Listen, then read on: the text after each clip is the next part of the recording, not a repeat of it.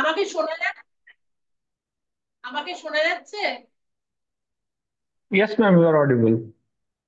Then I am continuing. Very good afternoon to our dignitaries and audiences who are physically and virtually present for the webinar on ABCID, which will be delivered by Professor Anirban Ghosh, Director SICA. I am delighted to welcome all for the first activity of Student Ambassador for Academic Reforms in Transforming Higher Education in India, in short, SHARTHI, team of Netaji Subhash Open University. As you all are aware that learners and scholars are the key stakeholders of Netaji Subhash Open University, a team of SHARTHI members are created, which consists of 6 members. They are very much proactive, energetic, involved, and with their collaborative effort, arrangement of this kind of webinar is possible today. I wish this webinar will enlighten all about ABCID, which is introduced in NEP 2020. তাহলে আমরা যেটা বুঝতে পারলাম যে আজকে আমাদের প্রথম শান্তিদের যে অ্যাক্টিভিটি, সেটা মার্চ মাসের অ্যাক্টিভিটি, এটা শুরু হচ্ছে। এবং সেই শুরুতে আমাদের আজকে আমরা পেয়েছি আমাদের মধ্যে আমাদের প্রফেসর অনির্বাণ ঘোষ, যিনি কিনা সিকার ডিরেক্টর নেতাজির। এবং আমাদের যে 6 জন মেম্বার রয়েছেন সারথি টিমে, তারা অত্যন্ত উৎসাহের সঙ্গে উদ্যোগ নিয়ে এই ওয়েবিনারটা অ্যারেঞ্জ করেছে। তো আমি এখন ফর্মালি আমাদের এই ওয়েবিনারটাকে কম্পেয়ার করার জন্য আমাদের একজন সারথি মেম্বার রয়েছেন শ্রীমতী ইমন ঘোষ, তিনি আমাদের স্কলার, তাকে অনুরোধ করব এই প্রোগ্রামটাকে এগিয়ে নিয়ে যাওয়ার। ধন্যবাদ। Thank you, ma'am, for your welcome address. We will now move on to the lecture of the day on ABCID by Professor Anirban Ghosh. I will give a brief note on bio note on Dr. Anirban Ghosh. Dr. Anirban Ghosh currently holds the position of Director of Center for Internal Quality Assurance in addition to 2 schools, that is School of Professional Studies and School of Vocational Studies of NSOU. His areas of interest are taxation and finance. He has been instrumental in assessment and accreditation process of NAC. Apart from his rich teaching experience, he has fulfilled a number of important administrative roles throughout his career. His awards and fellowships include AAOU Staff Exchange Fellowship by Korea National Open University, South Korea, Fellowship under International Visiting Scholar Program by Shanghai Open University, China, AAOU Exchange Fellowship by University Terbuka, Indonesia, amongst others. His contributions include a number of research projects and development of MOOCs, in addition to numerous publications and research presentations. He has been instrumental in organizing a number of workshops and webinars. Today, we hope to draw from his rich experience and familiarize ourselves with the nuances of ABC idea. So, sir, I welcome you to deliver your lecture for the day.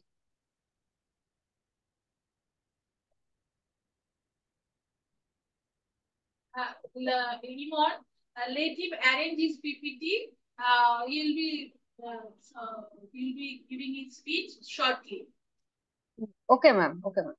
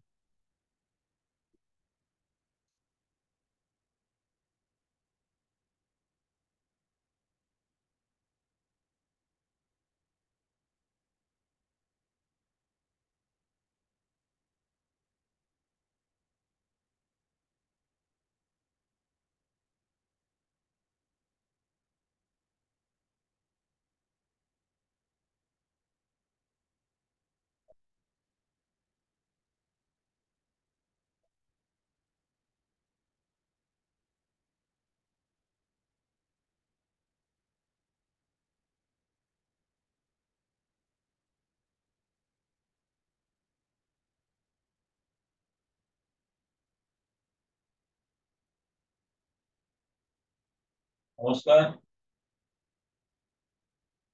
আমাদের এখানে উপস্থিত আছেন professor Chandan Basu, professor of history এবং NEP coordinator UGC যে committee আছে তা আমাদের ইউনিভার্সিটির পক্ষ থেকে উনি এনইপি কনভেনার। আমার সাথে উপস্থিত আছেন ডক্টর মধুশ্রী ঘোষোপাধ্যায়, ডেপুটি লাইব্রেরিয়ান। তার সাথে সাথে আমাদের যে সারথি গ্রুপ তৈরি করা হয়েছে as per directives of UGC তার দায়িত্বপ্রাপ্ত। এখানে উপস্থিত আছেন professor Arun Chakraborty, professor of library and science Kushnish Ghosh, Kushnish Sarkar, assistant professor mathematics, এবং সর্বোপরি ITO information technology officer Shri Hillol Ghosh. এবং অনলাইন আমাদের যারা শিক্ষার্থী বন্ধু আছে, তার সাথে সাথে আমাদের যারা স্বার্থী বন্ধু, অর্থাৎ যাদের উপর ন্যস্ত থাকবে এনইপি অ্যাডভোকেসির দায়িত্ব, তারা এখানে উপস্থিত আছেন। সকলকে স্বাগত জানাচ্ছি। আমাদের আজকের যে প্রোগ্রাম সেটি নাম দেওয়া হয়েছে যে একাডেমিক ব্যাংক অফ ক্রেডিট নিয়ে কিছু বলা। আপনারা প্রত্যেকেই জানেন ন্যাশনাল এডুকেশন পলিসি অর্থাৎ জাতীয় শিক্ষানীতি আমাদের 2020 সালে খুব সম্ভবত জুন বা জুলাই মাসে পরিবর্তিত হয়েছিল, অ্যাকসেপ্টেড হয়েছিল। এবং সেই দিন থেকে বিভিন্ন লেভেলে বিভিন্ন পর্যায়ে এনইপি ইন্ট্রোডিউস করার জন্য বিভিন্ন পদক্ষেপ নেওয়া হয়েছে। এবং আজকে প্রায় 5 বছর, প্রায় 4.5 বছর হতে চললো। বিভিন্ন ইউনিভার্সিটি সেই এনইপি কে মাথায় রেখে বিভিন্ন কার্যক্রম করেছে। যেমন বিভিন্ন ইউনিভার্সিটি দেরিতে হলেও পশ্চিমবঙ্গের বিভিন্ন বিশ্ববিদ্যালয় সেখানেও এনইপির যে course structure, national credit curriculum and credit framework, সেটা প্রবর্তিত হয়েছে। আমাদের নেতাজি সুভাষ মুক্ত বিশ্ববিদ্যালয় পেছিয়ে নেই, আমাদের তো বেশ কিছু চ্যালেঞ্জের সামনে যেতে হয়, সেই জন্য আমরা একটু পেছিয়ে গেছি। পশ্চিমবঙ্গে অন্যান্য রাজ্য স্তরে যে সমস্ত বিশ্ববিদ্যালয় সেগুলো 2 বছর আগে প্রবর্তন করেছে আমাদের এনইপি কোর্স স্ট্রাকচার। আমরা হয়তো জুলাই সেশনে শুরু করতে পারবো আমাদের যে সেটা নিয়ে একদম আলোচনা হচ্ছিল, স্ট্যাটাস রিভিউ করা হচ্ছিল।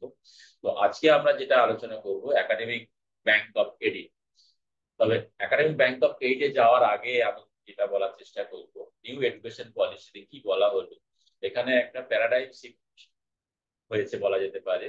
যে আগে আমরা প্রায় বলতাম 10+2+3 প্যাটার্নে পড়াশোনা আমরা করেছি। আমরা এখানে যারা উপস্থিত আছে তারা সবাই করেছি 10+2+3, অর্থাৎ ক্লাস 10 সেকেন্ডারি, ক্লাস 2 হচ্ছে হায়ার সেকেন্ডারি, এবং higher education +3 level college level. নতুন শিক্ষানীতিতে কিন্তু পুরোটাই যে চেঞ্জ করে দেওয়া হলো। সেখানে 5+3+3+4 এই প্যাটার্নে বলা, 4th লেভেলের কথা বলা হলো। 4টে লেভেল, সেকেন্ডারি লেভেলকে এখানে আমরা যেটা হায়ার সেকেন্ডারি বলতাম 11 এবং 12, সেখানে মার্চ করে 9 ক্লাস থেকে 9 to 12 এইটাকে সেকেন্ডারি বলা হলো, 4th লেভেলের কথা বলা হলো। অর্থাৎ পুরো স্ট্রাকচারটাকেই নতুন করে তৈরি করা হলো, যেখানে 5+3+3+4 এটা 4 বছর ধরে ভেঙে দেওয়া হলো। 5 বছরে পড়াশোনা শুরু করবে, তারপরে 3 বছর, 3 বছর, তারপরে 4 বছর, এইভাবে সে সেকেন্ডারি এডুকেশন। অর্থাৎ আগে যে হায়ার সেকেন্ডারি কথা বলা হয়েছিল বা সেকেন্ডারির কথা বলা হয়েছিল সেটাকে মার্চ করে বলা হলো 9 থেকে 10 দ্বাদশ পর্যন্ত যারা পড়াশোনা করবে 14 থেকে 18, তারা সেকেন্ডারি এডুকেশনের মধ্যে দিয়ে যাবে। তাহলে হায়ার এডুকেশনটা কি হবে? হায়ার এডুকেশনটা হচ্ছে আমাদের 5th লেভেল, লেভেল 5 থেকে শুরু হচ্ছে। আমি একটা কম্প্যারিজন করার চেষ্টা করেছি ওল্ড সিস্টেম অর্থাৎ ন্যাশনাল পলিসি অন এডুকেশন 1986, সেটাও বিভিন্ন রিফর্মের মধ্যে দিয়ে গেছে। আমরা যারা আছি উপস্থিত বা আমাদের পর্দার উপরে যারা আছে অনলাইন, তারাও এই সিস্টেমের মধ্যেই পড়াশোনা করেছি। লাস্ট আমরা যেটা করেছি সিবিসিএস, চয়েস বেসড গ্রেড সিস্টেমের মধ্যে এসেছি। প্রথমে 2 বছরের পাস কোর্স ছিল, সেটাকে আবার 3 বছরে কনভার্ট করা হয়েছিল। অর্থাৎ এটা একটা রিফর্মের মধ্যে দিয়ে গেছে। কিন্তু যেটা 2020-তে জাতীয় শিক্ষানীতি প্রবর্তন করা হলো, সেটা কিন্তু পুরোটাই চেঞ্জ হয়ে গেল, পরিবর্তন হয়ে গেল। সেখানে বলা হলো আন্ডার গ্রাজুয়েট কোর্সের ডিউরেশন হবে 4 ইয়ার্স, যেটা 3 ইয়ার্স ছিল। এটা একটু মাথায় রাখতে হবে, আমাদের ইঞ্জিনিয়ারিং কোর্সগুলো কিন্তু 4 ইয়ার্সই ছিল। তাহলে সেখানে একটা প্যারিটি আনার চেষ্টা করা হলো যে জেনারেল এডুকেশনও যদি গ্রাজুয়েশন করতে তাহলে 4 ইয়ার্স করতে হবে। সেটা আমি পরে দেখানোর চেষ্টা করবো কিভাবে মার্জ করা হচ্ছে সিস্টেমটাকে between general education, technical education, engineering education, সেটাকে কিভাবে মার্জ করা হচ্ছে। মডেল হচ্ছে ন্যাশনাল কারিকুলাম এন্ড ক্রেডিট। সেখানে বিভিন্ন কারিকুলাম ফ্রেমওয়ার্কের কথা বলা হচ্ছে, বিভিন্ন কারিকুলাম প্রেসক্রাইব করা হলো এই ন্যাশনাল এডুকেশন পলিসিতে। লেভেল যেটা আমাদের 4th লেভেলে শেষ হলো, সেকেন্ডারি লেভেল, সেটা আমাদের হায়ার এডুকেশন যেটা কলেজে আসবে, সেটা হচ্ছে আফটার 4th লেভেল, সেটা হচ্ছে 4.5 এর ইউজি সার্টিফিকেট, তারপরে ইউজি ডিপ্লোমা, তারপরে ইউজি 4th ইয়ারে সে পেয়ে যাচ্ছে ইউজি উইথ অনার্স। এইভাবে ডিস্ট্রিবিউট করা হলো। ফ্লেক্সিবিলিটির কথা বলা হলো, যেমন ফ্রি এন্ট্রি এবং এক্সিট, মাল্টিপল এন্ট্রি এবং এক্সিটের কথা বলা হলো। আগে আমরা বিভিন্ন সময় শুনতে পেতাম যে স্যার আমাদের ঢাকা ইউনিভার্সিটির 2nd ইয়ার পর্যন্ত পড়েছি, তার 3rd ইয়ারটা কি পড়া যাবে, বা ফার্স্ট ইয়ার করে আমি তো 2nd ইয়ার অন্য জায়গায় চলে গেছি বা বিয়ে হয়ে গেছে, আমি তো করতে পারিনি, তাহলে কি আমি কি বাকি 2 বছর কমপ্লিট করতে পারবো? আগের নিয়মে যেটা হতো সেটা করতে পারবো না। কিন্তু এখন এই এনইপি স্ট্রাকচারে বলা হলো ইয়েস, তুমি তোমার যে পড়াশোনাটা বন্ধ হয়ে গেছিল যে কোনো কারণে হোক, সেটা 1 বছর পর বা 2 বছর পর, সেটা কিন্তু এই নতুন এডুকেশন পলিসিতে তোমার গ্রাজুয়েশন কমপ্লিট করতে পারবে। সেটাই ফ্লেক্সিবিলিটির কথা বলা হলো, অর্থাৎ মাল্টিপল এন্ট্রি এবং মাল্টিপল এক্সিট, অর্থাৎ যে কোনো সময়ে ছেড়ে দিতে পারি, আবার যে কোনো সময়ে জয়েন করতে পারি কোনো প্রোগ্রাম। তো যদিও ফ্লেক্সিবিলিটির কথা বলা আছে, তাও আমাদের কিছু কিছু কন্ডিশন মেনটেন করতে হবে। মোবিলিটির কথা বলা হচ্ছে, scope of credit mobility across higher education system, সেটা কেমন ভাবে হবে সেটাও আমাদের মূল আলোচ্য বিষয় আছে। একাডেমিক ব্যাংক অফ ক্রেডিটের মাধ্যমে কিভাবে মোবিলিটি হচ্ছে সেটাও বলা হচ্ছে। আরেকটা লক্ষণীয় বিষয় হচ্ছে ইন্টার্নশিপ ইন্ট্রোডিউস করা।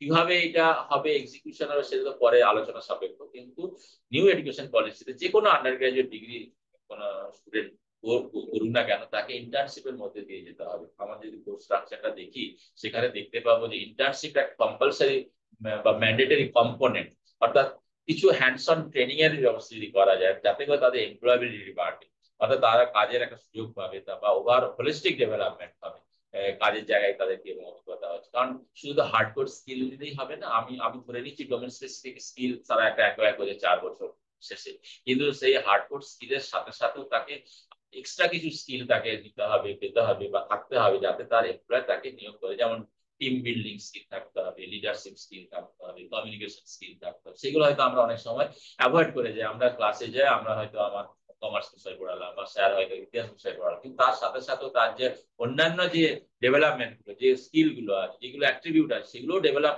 করা যায় কিনা, সেটাও কিন্তু এই নিউ এডুকেশন পলিসির সঙ্গে বলা হবে।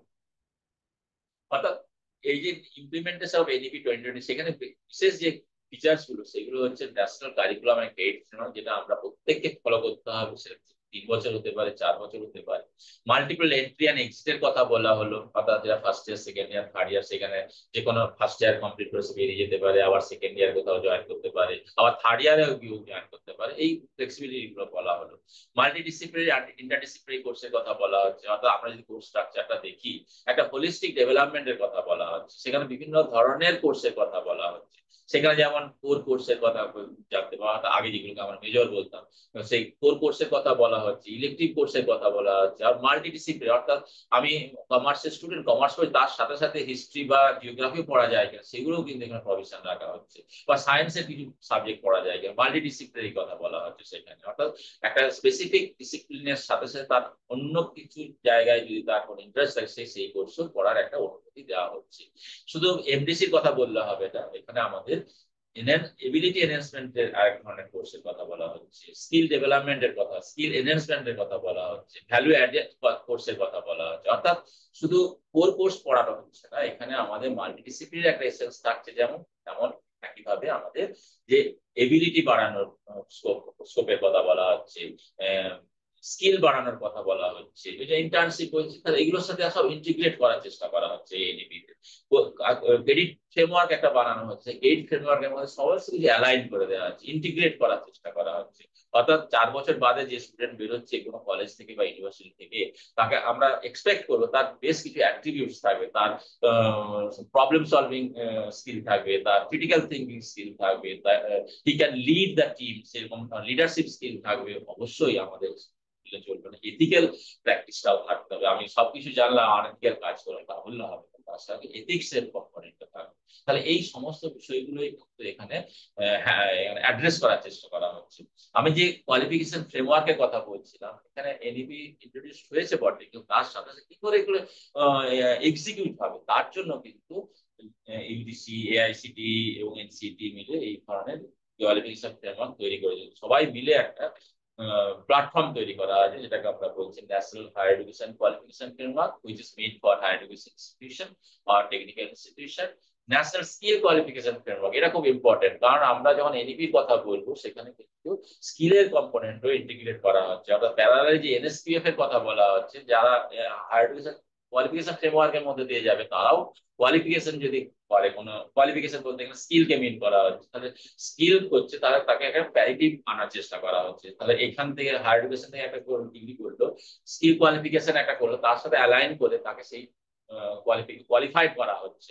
আর একটা বলা হচ্ছে NCF, school education related, school এডুকেশনের সঙ্গে রিলেটেড হচ্ছে ন্যাশনাল কারিকুলাম ফ্রেমওয়ার্ক। অর্থাৎ এই ফ্রেমওয়ার্ক গুলো আমাদের হাতে আছে, যেগুলোর সাথে আমরা কাজ করছি, কাজ করে আমরা একটা জায়গায় নিয়ে আসছি for the betterment of the student.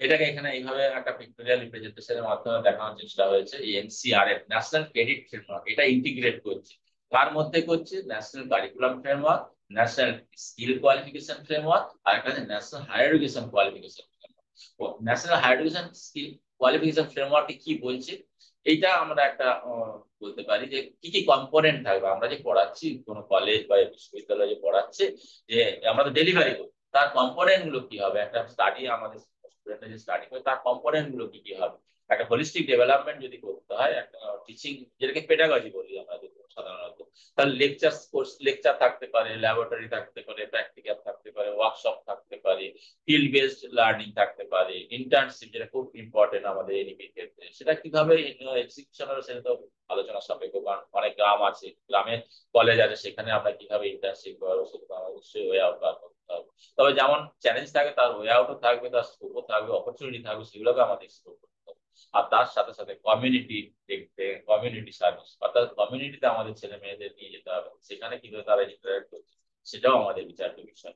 এখন লার্নিং আউটকাম খুব ইম্পর্টেন্ট। লার্নিং আউটকাম অর্থাৎ আমি যে পড়াচ্ছি, আমি লেকচার দিচ্ছি, ল্যাবরেটরি দেখাচ্ছি, ফিল্ডে নিয়ে যাচ্ছি, কমিউনিটিতে নিয়ে যাচ্ছি, তাহলে কেন নিয়ে যাচ্ছি, আমাদের লার্নিং আউটকামটা কি? আমি ডোমেন স্পেসিফিক স্কিল তো আমি পাচ্ছি, এই যে 4 বছর পড়ছি বা বিভিন্ন লেভেলের মধ্যে দিয়ে যাচ্ছি, সেই লেভেলে আমার বিভিন্ন সাবজেক্ট পড়ছে, সেখানে আমি এমডিসি করছি, ডিএসসি করছি, স্কিল ইলেকট্রিক কোর্স করছি, কোর কোর্স করছি, তার সাথে সাথে আমরা যেমন ভ্যালু অ্যাডেড কোর্স করছি, স্কিল এনহ্যান্সমেন্ট কোর্স করছি, হ্যাঁ, এবিলিটি এনহ্যান্সমেন্ট কোর্স করছি, তার আউটকামটা কি? তাহলে লার্নিং আউটকামটা কি সেটা আমি আগেই বলেছি, যে সেখানে নলেজ থাকবে, কমিউনিকেশন স্কিল থাকবে, ক্রিটিক্যাল থিঙ্কিং স্কিল থাকবে, রিসার্চ রিলেটেড স্কিল থাকবে, অ্যানালিটিক্যাল স্কিল থাকবে, ক্রিয়েটিভিটি থাকবে। তাহলে এই ধরনের যে অ্যাড অন যে স্কিল গুলো, সেগুলো কিন্তু থাকতে হবে একটা স্টুডেন্টের মধ্যে। আমরা 21st সেঞ্চুরি গ্র্যাজুয়েট অ্যাট্রিবিউটস এর যখন কথা বলবো, তখন কিন্তু এই স্কিল গুলো থাকতে হবে, এই অ্যাট্রিবিউটস গুলো থাকতে হবে, এই ক্যারেক্টারিস্টিক্স গুলো থাকতে হবে একটা স্টুডেন্টের মধ্যে, তবেই আমরা হোলিস্টিক ডেভেলপমেন্টের কথা বলতে পারবো। এবং সেটা কিভাবে হচ্ছে? Through NHE QF, national higher education qualification. এই লেভেলের কথা বলা হচ্ছে, অর্থাৎ সেকেন্ডারি লেভেল হচ্ছে আমাদের আপ টু 12, 4th লেভেল। তারপরে আমাদের শুরু হয়ে যাচ্ছে হায়ার এডুকেশন, আগে যেটাকে করতাম সেটাকে এখন এনএইচই কিউএফ এর মাধ্যমে ডিস্ট্রিবিউট করা হচ্ছে up to level 8 doctoral degree. অর্থাৎ এইভাবে আমাদের ডিস্ট্রিবিউট করা আছে। যারা এনইপি তে পড়বে তাদের 4.5 লেভেল, অর্থাৎ 1 বছর পড়লে সে ইউজি সার্টিফিকেট পাবে। সে যদি 2 বছর পড়ে, অর্থাৎ 4টে সেমিস্টার কমপ্লিট করে, তাকে আমরা ইউজি ডিপ্লোমা দিতে পারবো। আর 3 বছর যদি পড়ে, তাকে ইউজি ডিগ্রি দিতে পারবো। এমনি সেখানে অনার্স পাসের কথা কিছু বলা হচ্ছে না, ইউজি ডিগ্রি পেয়ে যাবে 3rd ইয়ার কমপ্লিট করতে। তার সেখানে বিভিন্ন কোর্স স্ট্রাকচারের কথা বলা আছে, ক্রেডিটের কথা বলা আছে, সেগুলো আমরা কমপ্লিট করতে পারবো। আর যদি 4th ইয়ারে যায়, 4th ইয়ারে সে পেয়ে যাবে যে UG degree with honours, honours with research, এইভাবে ডিস্ট্রিবিউট করা আছে। সেখানে তো নমিনক্লেচার অফ দ্য কোর্স বলা আছে, কি কি কোর্স করেছে, তো অনার্স উইথ রিসার্চ পাবে, শুধু অনার্স পাবে, সেগুলো আমাদের আরো ইন্টিগ্রিটি, যেগুলো হয়তো পরবর্তীকালে আলোচনা হবে কোর্স কারিকুলাম নিয়ে। এইবার পিজি এক্ষেত্রে বলা হচ্ছে, যারা 4 বছর ইউজি করে আসবে তারা পিজি 1 ইয়ার করতে পারবে, আর যারা 3 বছরের ইউজি করে আসবে তারা 2 বছরের পিজি করবে। এইভাবে লেভেল 6.5, লেভেল 7 করা আছে, level 8 spin for doctoral degree. তাহলে এই হচ্ছে আমাদের level of under national higher educational qualification framework. এটাকেই আমাদের ফলো করতে হবে। এটা যে ডিস্ট্রিবিউশন অফ ক্রেডিট বলা আছে, যে 4 ইয়ার ইউজি ডিগ্রি যদি কেউ ভর্তি হয়, সে এখানে আমি স্ল্যাশ দিয়ে বিটেক বলা, এখানে কিন্তু একটা প্যারিটি আনার চেষ্টা করা হয়। 4 ইয়ার ইউজি, আগে কিন্তু শুধু ইঞ্জিনিয়ারিং কোর্স গুলোই 4 ইয়ার্স ছিল, এখন জেনারেল ডিগ্রি কোর্স গুলোকেও 4 ইয়ার্স করা হলো একটা প্যারিটি আনার জন্য। এবং এটার সাথে মার্চ করা যায়, এনএসকিউ কেও মার্চ করা যায়, বিভিন্ন লেভেলের একটা করার চেষ্টা করেছে, ইউজিসি এবং এআইসিটি করার চেষ্টা করেছে যে স্কিল কম্পোনেন্ট দিয়েও আমি এই লেভেল গুলোকে একই লেভেল অবধি নিয়ে আসতে পারি। সেটা আমি এখানে দেখাইনি এই আলোচনা। তাহলে ইউজি ফার্স্ট ইয়ার যদি কেউ করতে তাহলে 4.5 সে এক্সিট পয়েন্ট, এটা একটা এক্সিট পয়েন্ট। এটা দেখানোর উদ্দেশ্য হচ্ছে আমি বলেছি মাল্টিপল এন্ট্রি এবং মাল্টিপল এক্সিট। তাহলে এক্সিট কোথায় কোথায় একটা প্রভিশন আছে আমাদের এনইপিতে সেটা বলার চেষ্টা করা হয়েছে এখানে।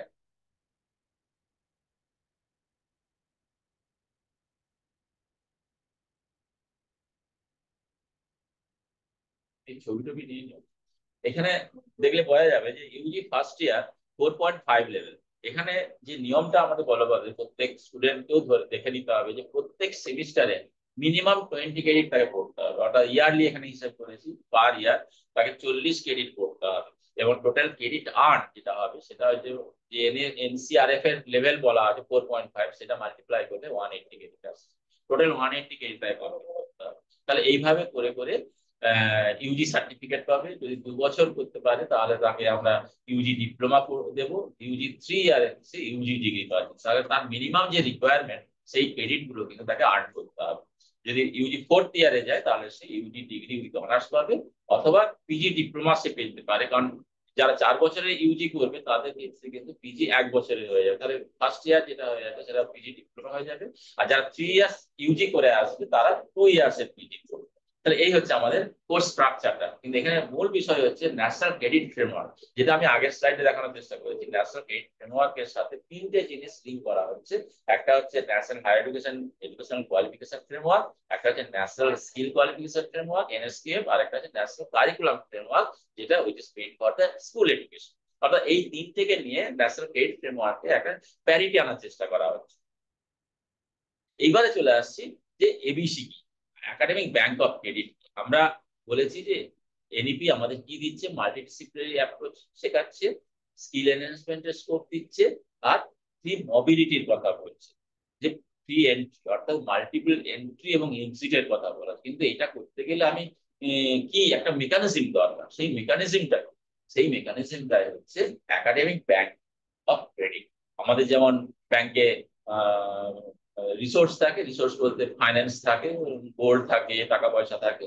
এটা হচ্ছে একাডেমিক রিসোর্স থাকে, অর্থাৎ আমি সারা বছর কি আর্ন করলাম, টাকা পয়সা নয়, আমি একাডেমিক কি ক্রেডিট আর্ন করলাম সেই ক্রেডিটটাকে আমি জমা রাখছি, সেইটাকে আমরা বলছি একাডেমিক ব্যাংক অফ ক্রেডিট। অর্থাৎ এই ক্রেডিট যেটা আর্ন করছি সেটাকে আমি স্টোর করি, একটা স্টোরেজ সিস্টেম ক্লাউডে থেকে যাচ্ছে।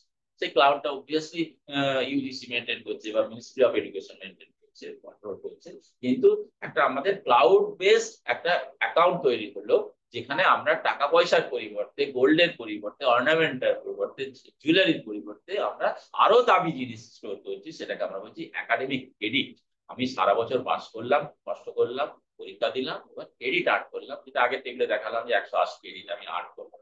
আর সেই 180 ক্রেডিটটাকে আমি স্টোর করে দিলাম। কোথায় স্টোর করলাম? সেটা ওই একাডেমিক ব্যাংক অফ ক্রেডিটে স্টোর হলো। আমি কি জমা করছি?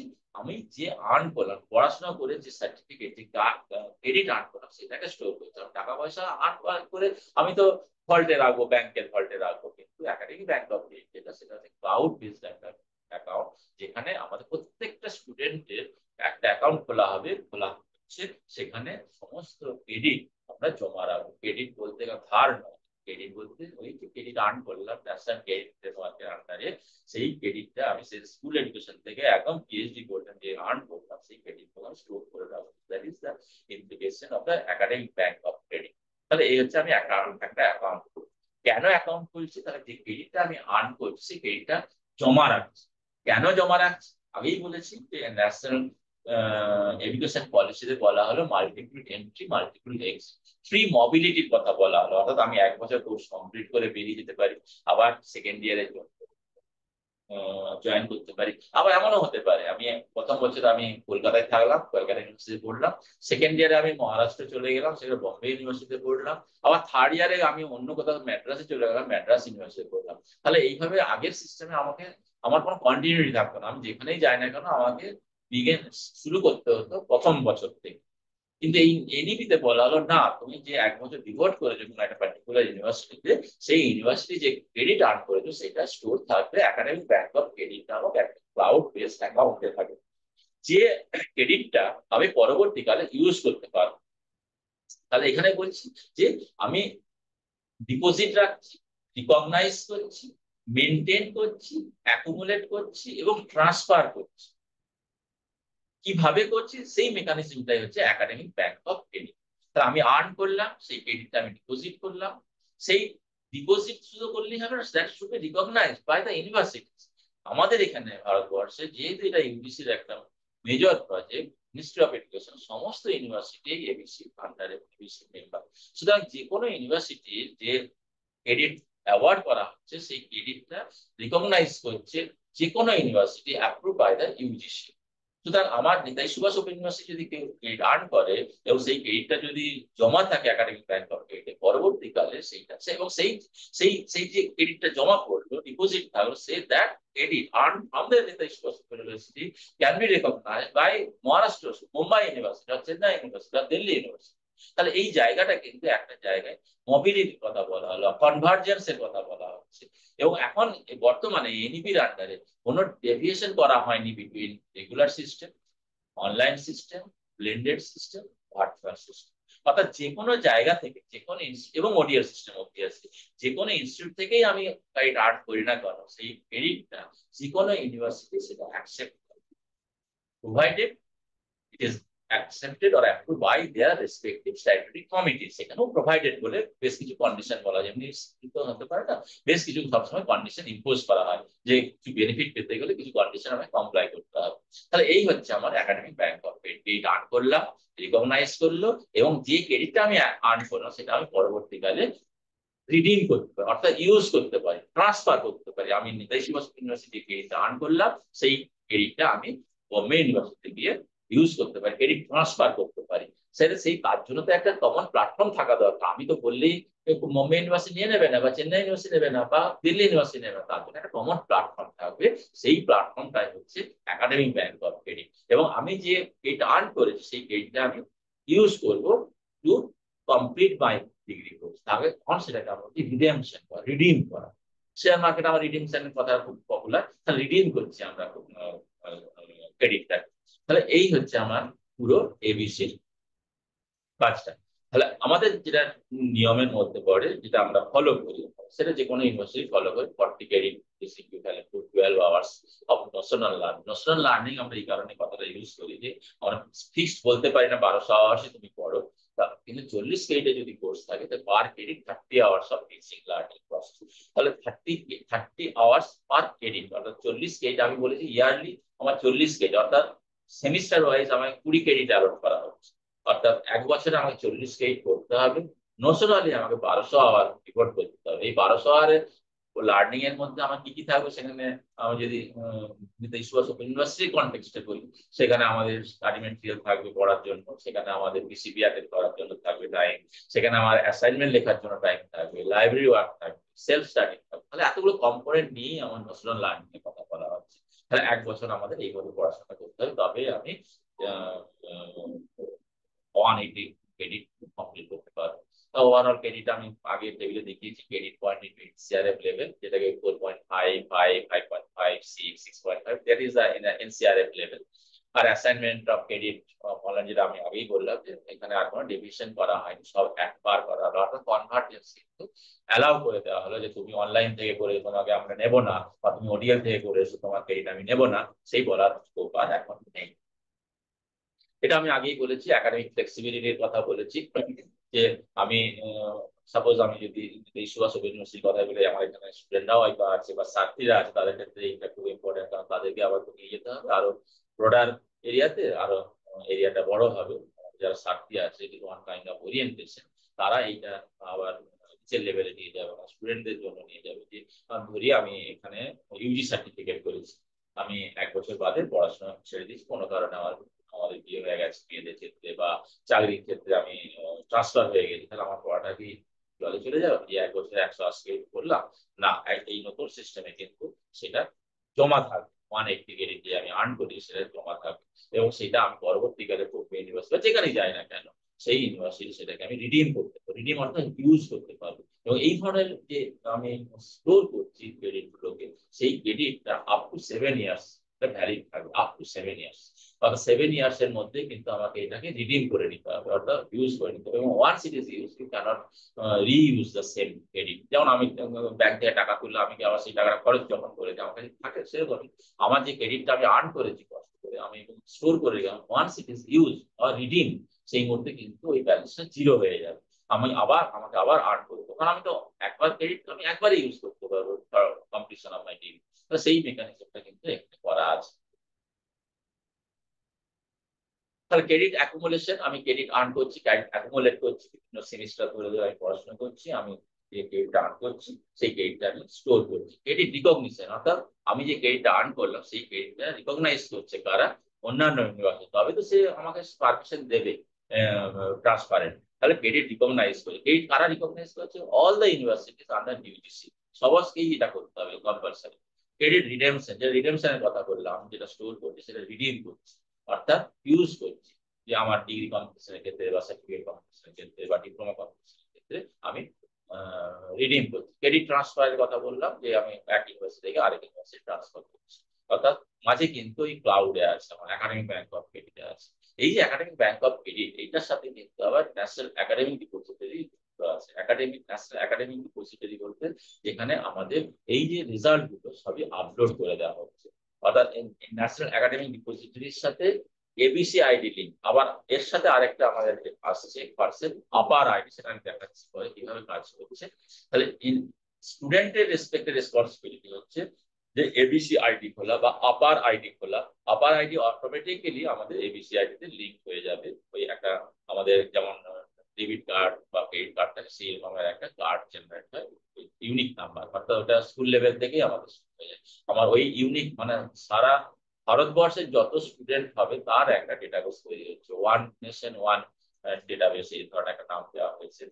যারা পড়াশোনা করছে তাদের একটা ইউনিক নাম্বার আছে, সেই ইউনিক নাম্বারের এগেইনস্টে আমি স্টুডেন্টকে ট্র্যাক করতে পারবো, তার কত ক্রেডিট ট্রান্সফার, কত ক্রেডিট জমা পড়েছে, কত ক্রেডিট রিডিম হয়েছে, কত ক্রেডিট হ্যান্ড আছে, ব্যালেন্স আছে। তাহলে এই আপার আইডির মাধ্যমে ট্র্যাক করা হচ্ছে। এবারে এবিসি আইডি বা আপার আইডি ক্রিয়েট করছে কি স্টুডেন্ট পারসন। এখানে একটা ফ্যালাসি আছে, আমরা অ্যাডমিশনের সময় আধার নিতে পারি না, আধার লিঙ্ক করতে পারি না, কিন্তু আবার বা আমাদের যদি এবিসি খুলতে হয় সেক্ষেত্রে কিন্তু আধার কম্পালসারি। এটা আমরা প্রকিওর করছি না, এটা স্টুডেন্ট নিজেই এটা করছে। সুতরাং আধার দিতে কোনো সমস্যা নেই, আধার অ্যাক্টিভ থাকতে হবে, অ্যাক্টিভ থাকতে হবে তার নিজের মোবাইলের সাথে লিঙ্ক না হলে কিন্তু আপার আইডি বা এবিসি আইডি খোলা যাবে না।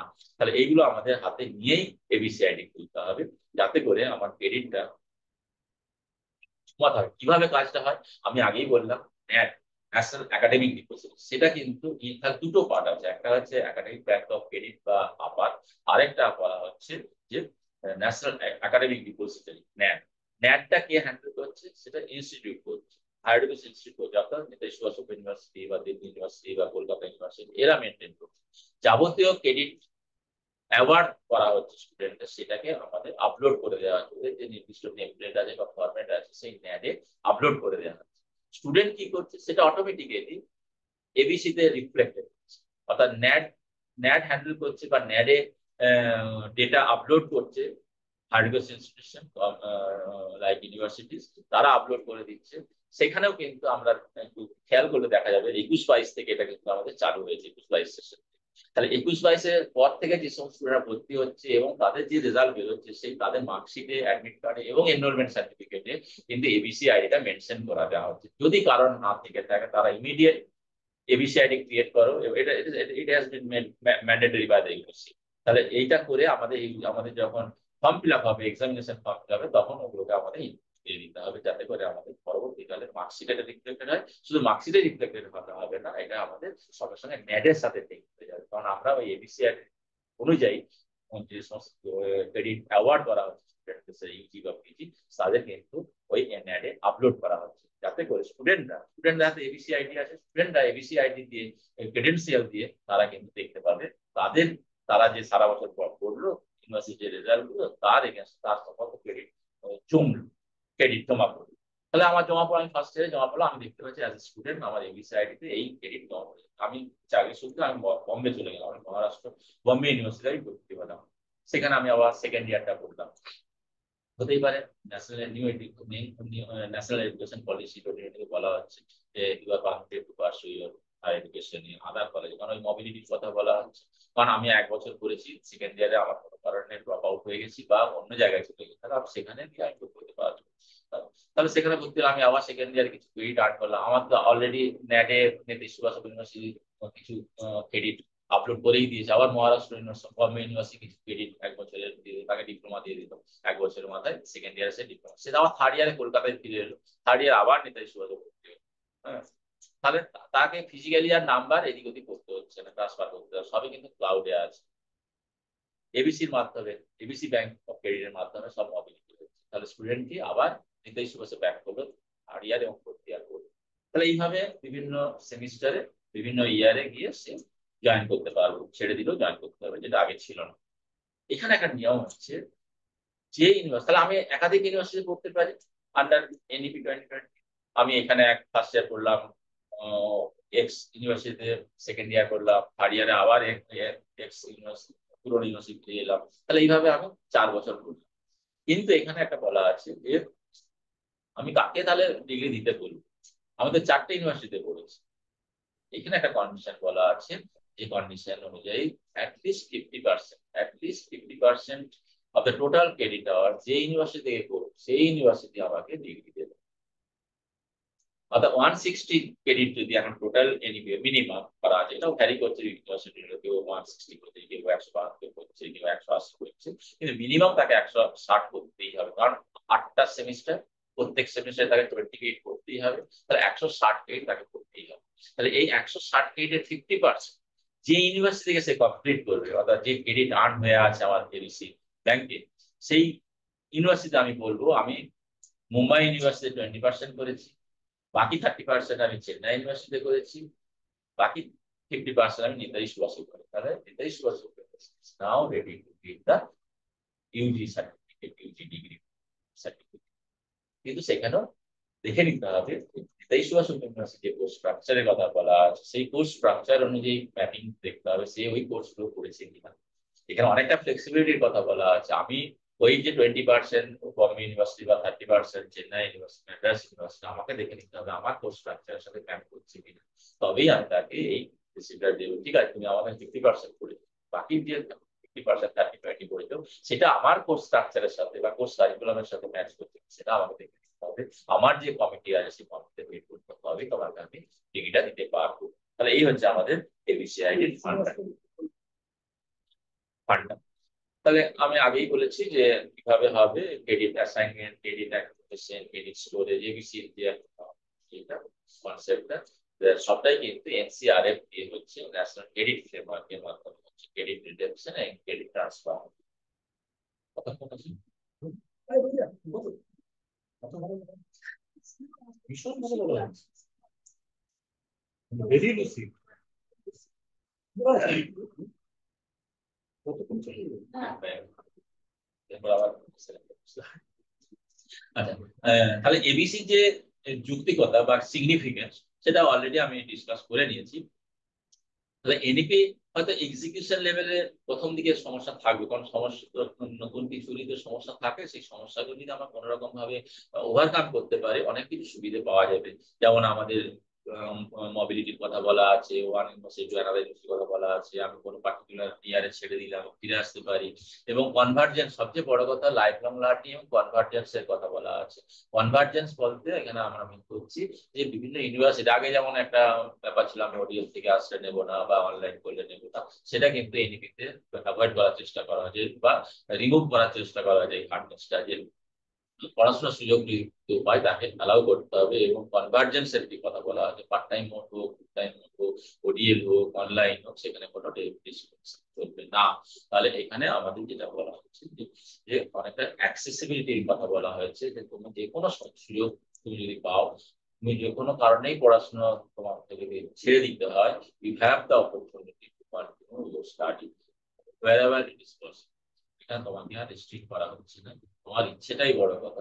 যদি ইচ্ছে থাকে তোমার, তুমি ইউজি ডিগ্রি করতে পারো, সেখানে সার্টিফিকেট নিয়ে বেরিয়ে যেতে পারো, ডিপ্লোমা নিয়ে বেরোতে পারো, আবার 2 বছর বাদে উইদিন 7 ইয়ার্স, কারণ আমার 7 ইয়ার্স পর্যন্ত থাকবে আমার ভ্যালিড ওই ক্রেডিটটা, তাহলে 7 ইয়ার্স এর মধ্যে আমাকে ফিরে আসতে হবে এডুকেশন সিস্টেমে, যাতে করে আমার এই কষ্টার্জিত যে ক্রেডিট সেটাকে আমি ইউটিলাইজ করতে পারি, রিডিম করতে পারি।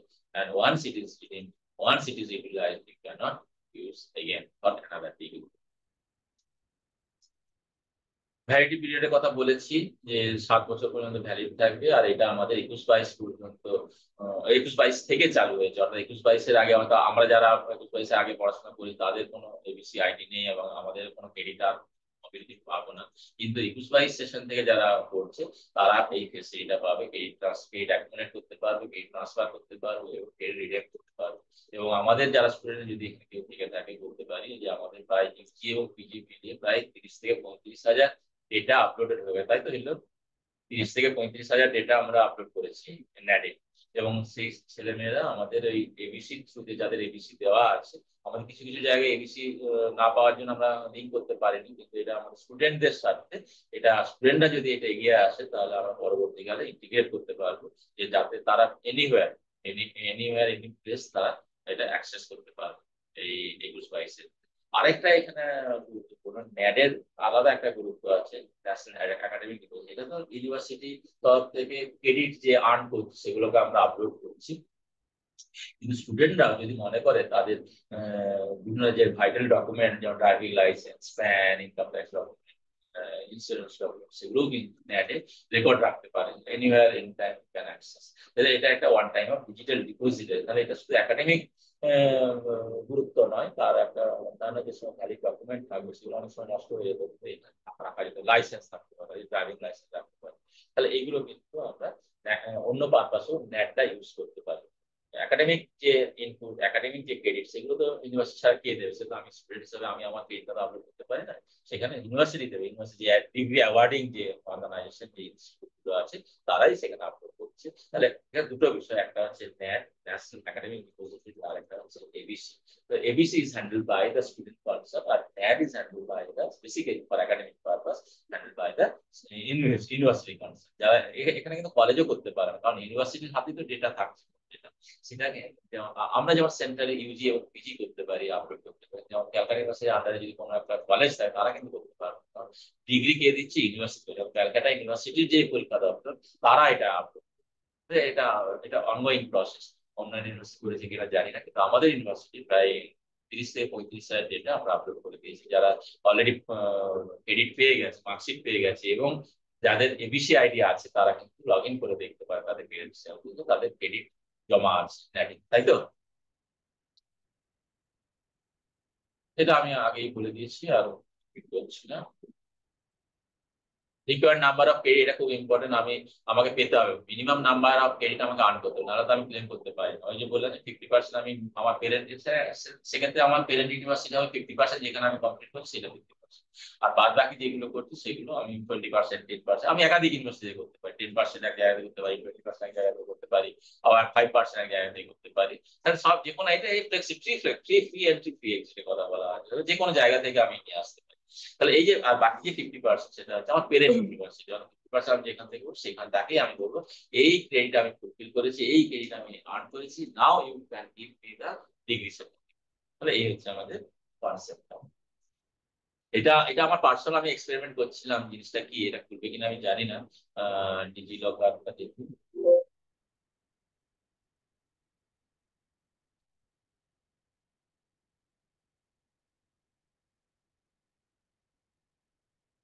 দেখানোর চেষ্টা করি।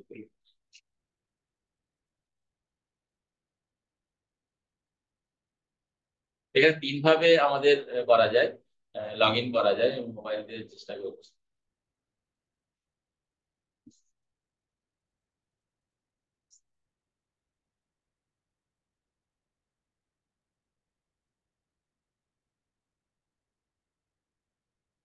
ক্লিক করতে হবে, আমি দেখতে পাচ্ছি না, দুটোই করবো।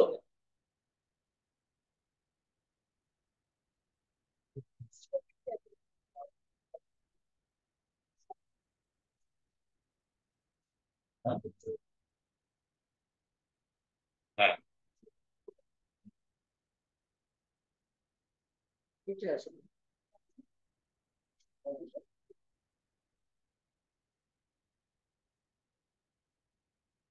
আবার কি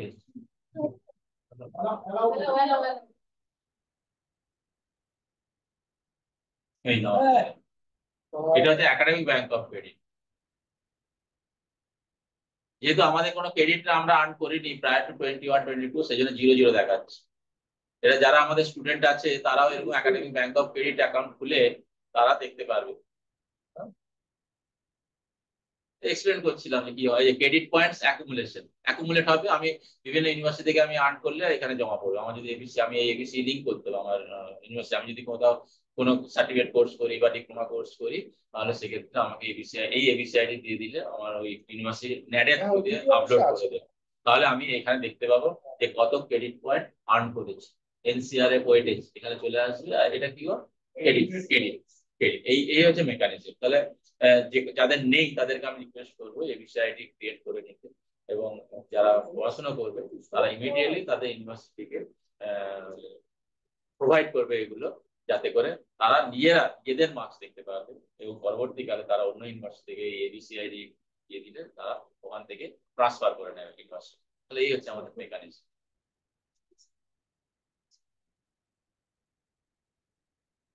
ডিজি লকারটা ওই লিঙ্কে কাজ করছে না, ডাইরেক্ট দেখি। ডিজি লকারটাও খুব এফেক্টিভ আমাদের স্টুডেন্টদের ক্ষেত্রে বা যে কোনো সিটিজেনের ক্ষেত্রেই।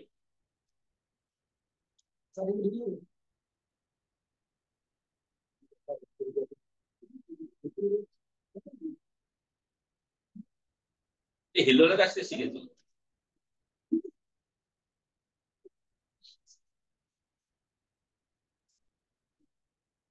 হিল্লোল আমার গুরু।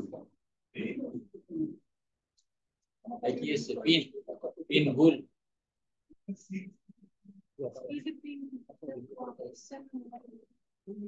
না পিন মানে আমার যেটা করা আছে, দেখি মনে আছে কিনা।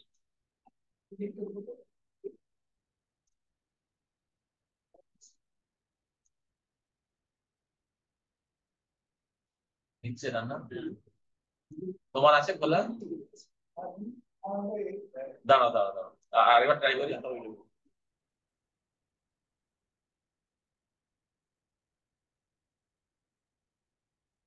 নিচ্ছে না, তোমারটা বলো। 305। দাঁড়াও দাঁড়াও,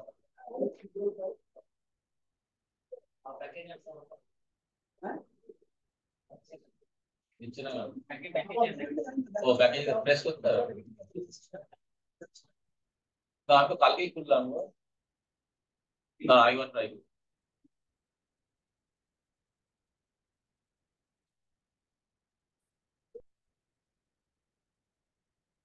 রং বলছে না।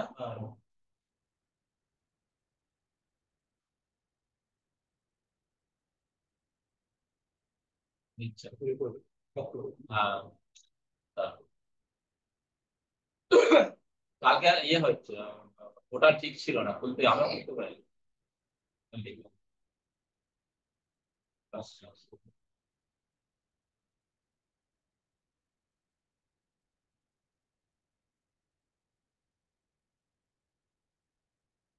পোর্টালের অংশ বললাম না।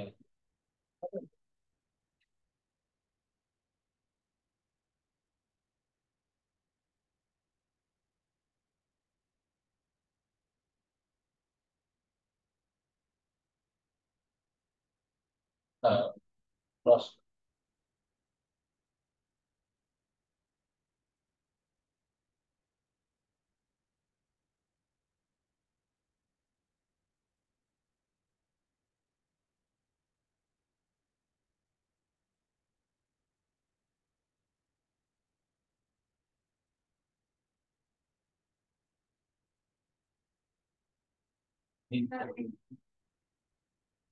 হ্যাঁ কালকে খুলে যাও, কালকে এবিসি খোলেন, এটা খুলে। হ্যাঁ তোমারটা বলো, দেখি একবার দেখিয়ে দিই এটা।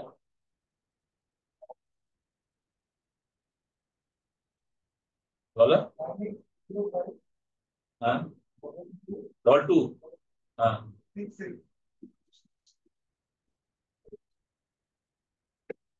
8540 কটা ছিল?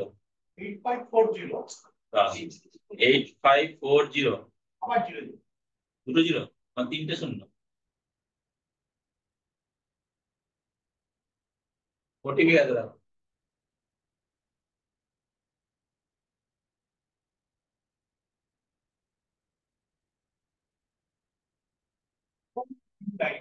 4 499406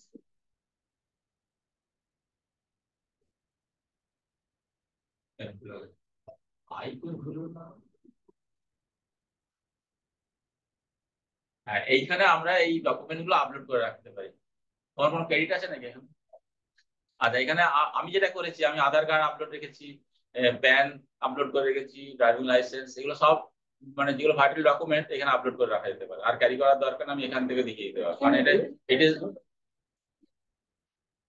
ইট is legally accepted by all company. আমি যা কিছু অরিজিনাল দেখানোর দরকার নেই এখানে। হ্যাঁ ডিজিলকার হ্যাঁ হ্যাঁ আপনার ড্রাইভিং লাইসেন্স আপনি যদি করেন ডিজিলকারে দিয়ে দেখালে হ্যাঁ সেটাই বলছি, তাহলে দেখবে ইনক্লুড অরিজিনাল রাখার দরকার নেই, ডিজিলকার দেখবে বুঝতে রিডাইরেক্ট হয়ে যাবে। যেমন আমাদের এইচএস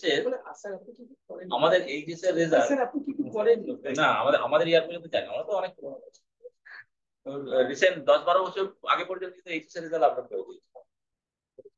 আমারটা দেখাতে পারলে ভালো, আমারটা এসে আরেকবার ট্রাই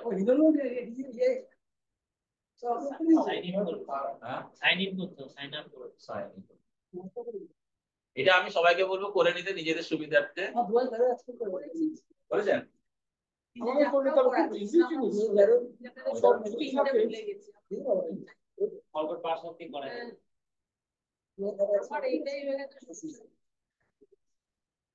হ্যাঁ এত পিন হয়ে গেছে, আমারটা ছেড়ে দে মোটামুটি। আমি আবার হ্যাঁ হ্যাঁ হ্যাঁ হ্যাঁ মানে নেটের সাথে এবিসি লিংক হয়ে যাবে। এই এটা কোথায় গো? পিপিটি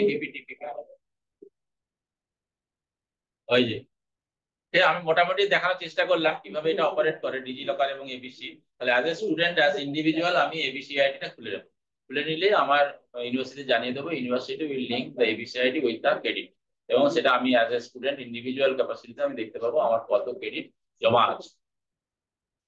তাহলে এই মোটামুটি আমার বক্তব্য। এখানে আরেকটা জিনিস বলার আছে যে আপার আইডিটা এখন সবাই ইউজ করছে। আপার আইডি হচ্ছে automatic authenticated personal identification number, এরকম কিছু একটা হবে। তো সেটা আমার এই পিকতে নেই, এইতে ছিল, এটা আপডেটেড। হ্যাঁ যাই হোক, আপার আইডি যেটা জিনিস সেটা এবিসির সঙ্গে অ্যালায়েড। আপার আইডি আলাদা করে খোলা যায় না, এবিসি আইডি খুলতে হবে, তাহলে অটোমেটিক আপার আইডি জেনারেট হবে।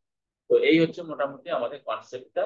অ্যাজ এ স্টুডেন্ট এটা একটা নেটওয়ার্ক তৈরি করা হয়েছে, যারা পড়াশোনা করছে এই আপার আইডির মাধ্যমে একই জায়গায় যুক্তিগত করার চেষ্টা হচ্ছে, যে সেই জায়গায় সমস্ত ডেটা আমি পেয়ে যাবো, কোন স্টুডেন্ট কত দূর পড়াশোনা করছে, কত ক্রেডিট আর্ন করেছে, সেগুলো সব আমি এবিসি আইডির মাধ্যমে পেয়ে যাবো। কিন্তু এবিসি আইডি বললেই তো বা এনইপি বললেই তো ইমপ্লিমেন্ট করাটা খুবই কঠিন ব্যাপার, একটা চ্যালেঞ্জিং ব্যাপার। সেখানে যেটা আমি বুঝি যে মোবিলিটির কথা বললাম, ট্র্যাক রাখবে কি করে? আমার ইউনিভার্সিটি থেকে 1 বছর পড়াশোনা করে বেরিয়ে গেল, অন্য ইউনিভার্সিটি পড়লো, তার জন্য একটা রোবাস্ট আইটি ইনফ্রাস্ট্রাকচার লাগবে। সেটা কিন্তু প্রত্যেক ইউনিভার্সিটিকে যদি চ্যালেঞ্জ যদি করি, সেই চ্যালেঞ্জ কিন্তু এগুলো আইডেন্টিফাই করার চেষ্টা করেছি। যে আরো অনেক চ্যালেঞ্জ আছে, কিন্তু যেগুলো মেজর চ্যালেঞ্জ আমার মনে হয়েছে সেগুলো আমি রোবাস্ট আইটি ইনফ্রাস্ট্রাকচার না থাকলে কিন্তু এই huge volume of student data রাখা খুব, যেটা ন্যাটি হোক বা এবিসি হোক বা ইউনিভার্সিটির নিজস্ব যে পোর্টাল আছে, যে ডেটাবেস আছে, সেটা মেনটেন করা কিন্তু টাফ ব্যাপার। Provision of admission in each year, অনেক ইউনিভার্সিটি বছরে একবার ভর্তি করে। এবার যদি ফ্লেক্সিবিলিটি আমি অ্যালাউ করি, তাহলে তার ফার্স্ট ইয়ারে তার মডালিটি কি হবে, বা সেকেন্ড ইয়ারে অ্যাডমিশন কি মডালিটি, যদি অন্য ইউনিভার্সিটি করে এসছে সেগুলো আমাদের ওয়ার্ক আউট করতে হবে। ফিজিক্যাল ইনফ্রাস্ট্রাকচার, এনইপিতে প্রচুর কোর্স বেড়ে যাচ্ছে, সেখানে আমার ফিজিক্যাল ইনফ্রাস্ট্রাকচার প্রোভাইড করতে পারবো কিনা, আমার building classroom as well as sufficient teacher আছে কিনা সেই কোর্স পড়ানোর জন্য। তো এইগুলো আমাদের অ্যাড্রেস করা দরকার পড়বে। Increase cost of education for students point of view, যেহেতু কোর্স বেড়ে যাচ্ছে, ডিউরেশন বেড়ে, যেটা আমি 3 বছরের কোর্স শেষ করতে পারতাম, আমি 4 বছর পড়াশোনা করতে হচ্ছে, অবভিয়াসলি আমার সেখানে কস্ট অফ এডুকেশন বেড়ে যাবে স্টুডেন্টস পয়েন্ট অফ ভিউ।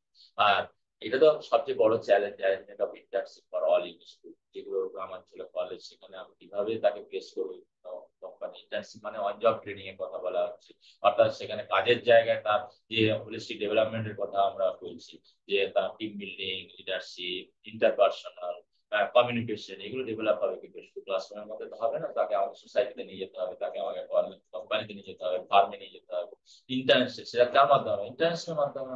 তাহলে ইন্টার্নশিপের একটা বড় জায়গা থাকবে সেখানে, how to overcome the internship provision, সেগুলো আমাদের আলোচনার জায়গা থাকবে। আর যে আমি কিছু বললে আমি ইউজ করে দিলাম, সেই ইন্ট্রোডাকশনের আগে এক্সিকিউশনটা আমাদের থেকে নিতে হবে, যে আমি how to tackle all this challenge. তো is all from my side. আমার মনে হয় আমি বোঝাতে পেরেছি। আরো পরে হয়তো সুযোগ পেলে আরো বলা যাবে। Thank you. আমাকে বলতে দেওয়ার জন্য আমি প্রফেসর বাসু এবং সুধীরকে ধন্যবাদ। এখন একটু প্রোগ্রামের বাকি আছে, আমি ইমনকে বলবো বাকিটা বলো। স্যার কিছু কোয়েশ্চেন আছে চ্যাট বক্সে, সেগুলো কি অ্যাড্রেস করে দেওয়া যায়? কেটে যাচ্ছে। তোমারটা একটু শোনা যাচ্ছে না, একটু পরিষ্কার করে বলো। কিছু কোয়েশ্চেন্স আছে চ্যাট বক্সে, সেগুলো কি বলবো? হ্যাঁ হ্যাঁ, হ্যাঁ, হ্যাঁ স্যার নিশ্চয়ই। স্যার একজন জিজ্ঞেস করেছেন, sir is DEB ID associated with it? হ্যাঁ, হ্যাঁ, হ্যাঁ, বলুন। স্যার একজন জিজ্ঞেস করেছেন, ত্রিদীপ রয় চৌধুরী জিজ্ঞেস করেছেন, is DEB ID associated with it? না, ডিইবি আইডিটা হচ্ছে at the time of admission দিতে হবে। ডিইবি আইডির সাথে আমাদের এবিসি আইডির অ্যাজ সাচ কোনো সম্পর্ক নেই। ঠিক আছে, ডিইবি আইডি ওকে ওকে এবং এটা স্পেশালি আমাদের অ্যাডমিশনের সময় ওডিএল ইনস্টিটিউটের ক্ষেত্রেই লাগে, অন্যান্য রেগুলার ইউনিভার্সিটির ক্ষেত্রে কিন্তু এই সম্পর্কে কিছু বলা হয়নি ডিইবি আইডির কথা। Okay sir, thank you. আর কারো যদি কোনো প্রশ্ন থেকে থাকে?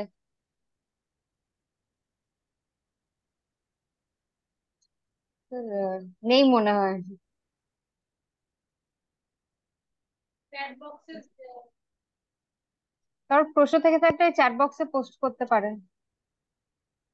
কথাও বলতে পারে কোনো অসুবিধা নেই।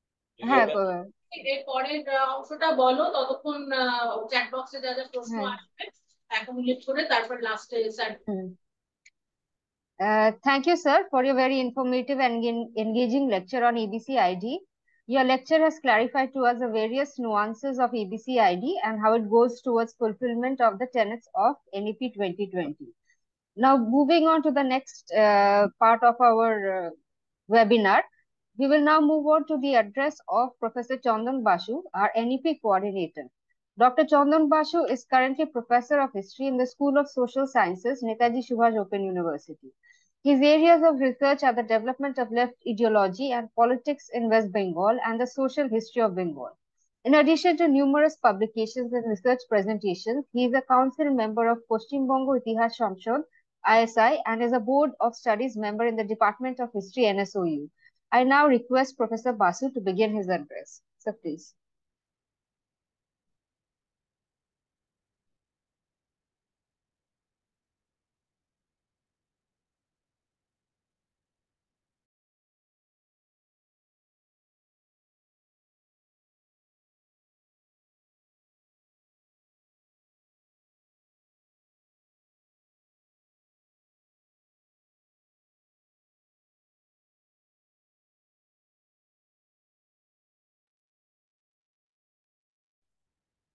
Thank you Emon. আমরা একটা অসামান্য ভালো বক্তৃতা শুনলাম। আমার নিজের কাছেও প্রচুর জিনিস স্পষ্ট ছিল না। এত কম সময়ের মধ্যে এবং এতখানি বিশ্লেষণী, তথ্যবহুল এবং যথাযথ ভাষণ অন এবিসিআইডি আমি খুব কম শুনেছি। আমি এবং মধুশ্রুতি বোধহয় এই বিষয় নিয়ে বলার জন্য আমাদের বিশ্ববিদ্যালয় থেকে সবচেয়ে ঠিক মানুষটিকে আমরা ধরেছি। ফরমাল যে ভোট অফ থ্যাঙ্কস সেটা এরপর সংযুক্তা দেবেন। আমি তার আগে ব্যক্তিগতভাবে অনির্বাণ দাকে, মধুশ্রীদিকে, আমাদের স্বার্থী যে টিম, যে 6 জন আছেন, তারা প্রচন্ড পরিশ্রম করেছেন খুব স্বল্প সময়ের মধ্যে। সেইটা অ্যাজ এনইপি কোঅর্ডিনেটর আমি আমার জায়গা থেকে আমি আপনাদের সকলকে আপনাদের প্রতি আমি কৃতজ্ঞতা জানাচ্ছি। একটা দুটো কথা বলে আমার বক্তব্য শেষ করি। আজকে পশ্চিমবঙ্গ তথা ভারতবর্ষের যে উচ্চশিক্ষা ব্যবস্থা, বিশেষভাবে এবং সার্বিকভাবে শিক্ষা ব্যবস্থা কিন্তু একটা ট্রান্সফরমেশনের মধ্যে দিয়ে যাচ্ছে, একটা রূপান্তরের মধ্যে দিয়ে যাচ্ছে, একটা ট্রানজিশন হচ্ছে। একটা জায়গায় ছিল, তার একটা মৌলিক পরিবর্তন, চরিত্রগত পরিবর্তন এবং তার কাঠামোগত পরিবর্তন। যে মৌলিক বৈশিষ্ট্যগুলো এতদিন ধরে ছিল, যার মূল কথা ছিল যে কোনো সিস্টেমে একটা ফিক্সড ভাব, তার জায়গায় একটা ফ্লেক্সিবিলিটি চলে আসছে। সেটা পড়াশোনার ক্ষেত্রে হতে পারে, সেটা আমার কোর্স চয়েসের ক্ষেত্রে হতে পারে। যেমন আগে আমরা যখন পড়াশোনা করতাম, আমি যখন গ্রাজুয়েশন করেছি 90-এর দশকে, তখন কেউ যদি ম্যাথামেটিক্স অনার্স নিত, সে তার সঙ্গে নর্মালি ফিজিক্স কেমিস্ট্রি, ইতিহাস নিলে সে পলিটিক্যাল সায়েন্স নিত, ইকোনমিক্স নিত। যারা ইকোনমিক্স নিত তার আবার ম্যাথামেটিক্স, যে ইংরেজি নিত তার সঙ্গে সে বাংলা বা সংস্কৃত নিত। এই যে একটা ফিক্সড চয়েস এবং সেখানে আর কোনো অপশন থাকছে না, এইটা এখন আর খুব গ্রাহ্য নয়। আজকে যে শিক্ষার দর্শন, তাতে এইটা গ্রাহ্য নয়। এখন মনে করা হচ্ছে এটা আমাদের কোর্স গুলো ওপেন থাকবে, তখন ওটা পেপার বলতাম সবাই, first paper, second paper, third paper এরকম। এখন আমরা বলছি কোর্স। আমি যদি ঠিক বুঝে থাকি, ভুল বললে আপনারা ধরিয়ে দেবেন। পেপারের সঙ্গে কোর্সের তফাৎ, পেপারের মধ্যে কোনো স্বয়ং সম্পূর্ণ বিষয় নেই, কোর্সের মধ্যে একটা স্বয়ং সম্পূর্ণ বিষয় আছে। একটা কোর্স যদি কেউ করে এবং তার যে নির্দিষ্ট ক্রেডিট সে যদি ফলো করে এবং সে যদি পরীক্ষা দিয়ে উত্তীর্ণ হয়, তাহলে সেই বিষয়টা সম্পর্কে তার যথাযথ জ্ঞান হয়েছে বলে সমাজ এবং রাষ্ট্র বা প্রতিষ্ঠান ধরে নেবে। এই জন্য এটা একটা কোর্স। এটা অটোনমাস, ইন্ডিপেন্ডেন্ট এবং সেলফ সাফিসিয়েন্ট এবং সেলফ রিফ্লেক্টিভ, যেটা পেপারের ক্ষেত্রে ছিল। এই যে ফ্লেক্সিবিলিটি চলে এলো, এই যে ট্রানজিশনের, এটা হচ্ছে মূল কথা, যে আমাদের কিন্তু নিজেদেরকে এর সঙ্গে প্রস্তুত করতে হবে। আমাদের যাদের এখন, আমরা যারা মধ্য বয়সী, এখন 50-এর পরে ওটাই আমাদের বয়স, আমাদের যারা পরের জেনারেশন, তারা অনেক ফাস্ট এগুলো শিখে যাবে, কিন্তু আমাদেরকেও শিখতে হবে। এবং পশ্চিমবঙ্গের আন্ডার গ্রাজুয়েট কলেজে কিন্তু অলরেডি এনইপি চালু হয়ে গেছে, আমরা চালু করতে যাচ্ছি। আমাদের সামনে যে যে চ্যালেঞ্জেস গুলো আছে, সেগুলো আমরা যথাযথভাবে মোকাবিলা করব।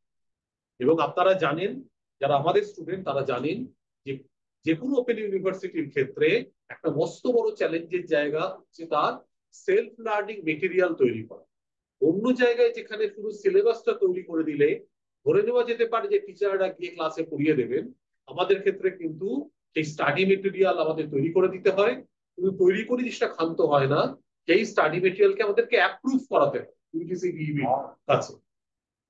এইটা আপনারা সবাই একটু মাথায় রাখবেন, যে আমাদের প্রতিটা কোর্স, প্রত্যেকটা স্টাডি মেটেরিয়াল কিন্তু ইউজিসি ডিবি তারা হয় অ্যাপ্রুভ, অথবা আমরা সেগুলো অ্যাপ্রুভ করাবো। আনঅ্যাপ্রুভ কোনো কোর্স কিন্তু আমাদের বিশ্ববিদ্যালয়ে পড়ানো হয়। এটাই হচ্ছে আমাদের বৈধতার সবচেয়ে বড় জায়গা। 2 নম্বর হচ্ছে, যেটা একটা মস্ত বড় চ্যালেঞ্জের জায়গা আমাদের বিশ্ববিদ্যালয়ের সামনে, সেটা সিবিসিএস এর ক্ষেত্রে সেই চ্যালেঞ্জ ছিল, এনইপির ক্ষেত্রেও হয়েছে। আমরা কিন্তু তার জায়গাটা হচ্ছে আমাদের বিপুল সংখ্যক ছাত্রছাত্রী, তাদের জন্য যে সার্ভিস আমাদের দেওয়ার কথা, তার স্টাডি মেটেরিয়াল তৈরি করে তাকে যথাযথ হাতে তার পৌঁছে দেওয়া, তার পরীক্ষার ব্যবস্থা করা, তার অ্যাসাইনমেন্ট দেওয়া, তার পার্সোনাল কন্ট্যাক্ট প্রোগ্রাম তার জন্য অর্গানাইজ করে দেওয়া, এই সমস্ত কাজ কিন্তু করতে গেলে শুধুমাত্র শিক্ষক বা শিক্ষাকর্মী বন্ধু প্রফেসর থাকলে হবে না, তার উপযুক্ত পরিকাঠামো আমাদের তৈরি করতে হবে, যে জিনিসটা আমাদের বিশ্ববিদ্যালয় থেকে আমাদের স্টাডি সেন্টার পর্যন্ত কিন্তু প্রসারিত হবে, বিন্যস্ত থাকবে। এই দুটো দিক আমরা যদি করতে পারি, তাহলে আমাদের এনইপির যে চ্যালেঞ্জেস গুলো আমাদের সামনে এসছে, সেটা আমরা ওভারকাম করতে পারবো। এবং আমাদের ধারণা, আমাদের ছাত্রদের দিক থেকেও কিন্তু সেই বাড়তি উৎসাহ এবং উদ্দীপনা আছে। আমি জাস্ট এই কথাটা বলে শেষ করি, এটা আমাকে অনির্বাণদা বলেছিলেন, আমি সে অনুযায়ী করেছিলাম। আমাদের যে 4 জন রিসার্চ স্কলার স্টুডেন্ট আছে, তাদের কিন্তু এবিসি আইডি ছিল না। তাদেরকে আমরা রিকোয়েস্ট করেছিলাম এবং তারা কিন্তু অচিরেই নিজের এবিসি আইডি তারা খুলে ফেলেছিলেন এবং আমাদেরকে জানিয়ে দিয়েছে। তার সঙ্গে আরেকটা কথা বলি, যেখানে যেখানে কোর্স গুলো বিভিন্ন হচ্ছে এনইপি সংক্রান্ত, আমরা চেষ্টা করছি আমরা যদি জানতে পারি তাদেরকে পাঠাতে, এবং তারা কোর্স করছেন এবং আমাদের কাছে তারা সার্টিফিকেট জমা দিচ্ছেন। এর ফলে কি হবে, এর ফলে তারা যখন এক স্বার্থে, তারা যখন বাইরে কোথাও যাবেন, অন্য কলেজে বলবেন, তার বন্ধুদেরকে বলবেন, তার নিজস্ব প্রতিষ্ঠানে বলবেন, সেখানেও কিন্তু আমাদের বিশ্ববিদ্যালয়ে এই যে একটা engagement on the basis of NEP 2020 আমরা করছি, সেইটা কিন্তু তার একটা সার্থক রূপ আমরা দেখতে পাবো। সুতরাং আসুন আমরা প্রত্যেকে, আমাদের ছাত্রছাত্রীরা, আমরা যারা শিক্ষক, আমরা যারা এখানে আধিকারিক আছি, আমরা যারা শিক্ষাকর্মী বন্ধু আছি সবাই একসঙ্গে ভারত সরকারের এই যে নতুন শিক্ষানীতি 2020 চালু হয়েছে তাকে আমরা যথাযথভাবে ইমপ্লিমেন্ট করার চেষ্টা করি। সকলকে অনেক অনেক ধন্যবাদ। এরকম ধরনের প্রোগ্রাম কিন্তু আরো হতে থাকবে, যেটা আপনাদের সকলের সহযোগিতা ছাড়া আমরা করতে পারবো না। ধন্যবাদ।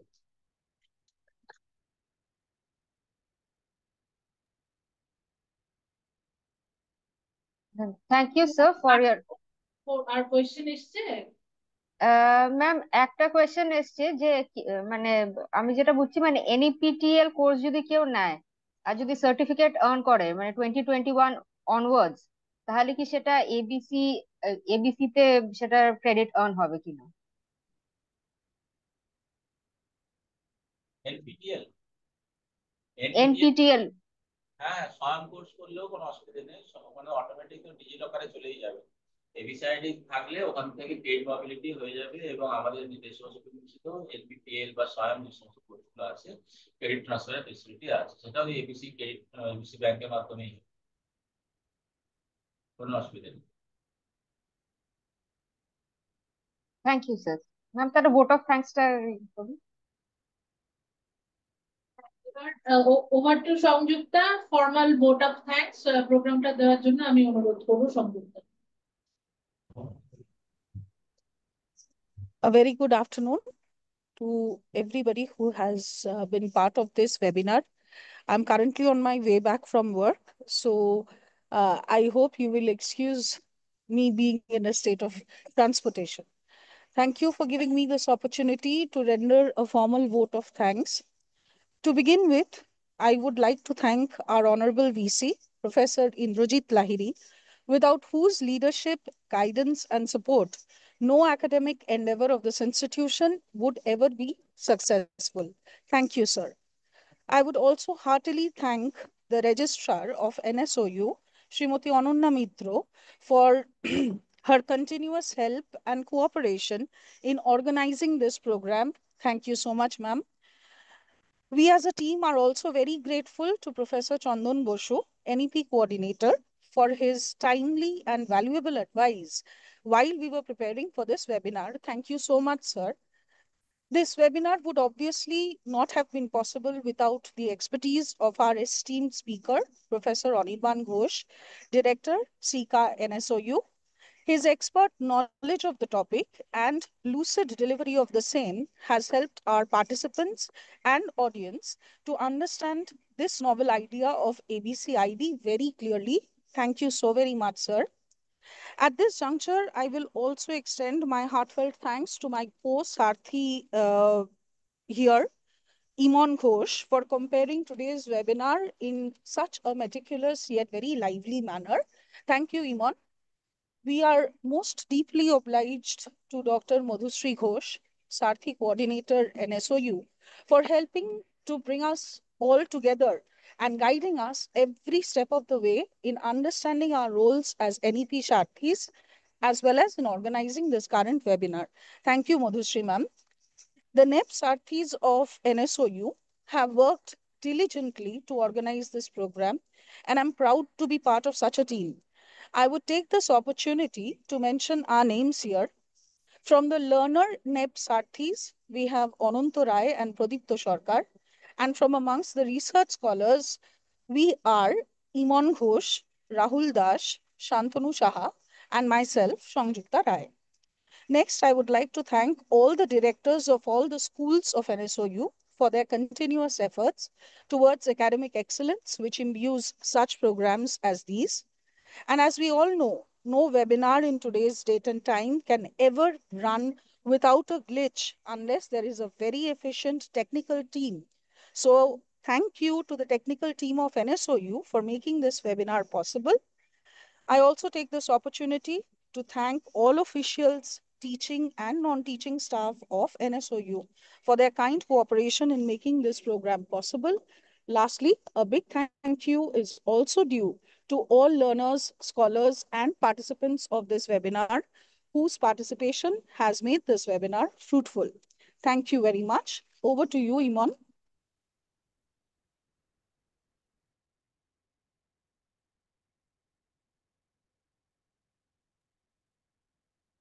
সংযুক্তা, তোমার ভোট অফ থ্যাঙ্কস এর জন্য তোমাকে ধন্যবাদ জানাচ্ছি। মিটিংটা আজকে আমাদের এই ওয়েবিনার, তাহলে ফর্মালি আমি শেষ ঘোষণা করছি। খুবই সাকসেসফুল হয়েছে আমাদের ওয়েবিনার, এবং আমাদের সঙ্গে জুমেও যেরকম আছেন সেরকম ইউটিউবেও আছেন, অনেকেই যোগদান করেছেন। আমাদের পরবর্তী ওয়েবিনারটা হবে 21শে মার্চ। ওটাতে আমাদের বক্তব্য রাখবেন হচ্ছে অধ্যাপক পরিমল সরকার। তিনি আমাদের 4 ইয়ার আন্ডার গ্রাজুয়েট প্রোগ্রামের উপর বলবেন, 1টা থেকে 3টে, এই সেম বোর্ডগুলো। থ্যাংক ইউ, অনেক অনেক ধন্যবাদ। সকলকে অনেক অনেক ধন্যবাদ।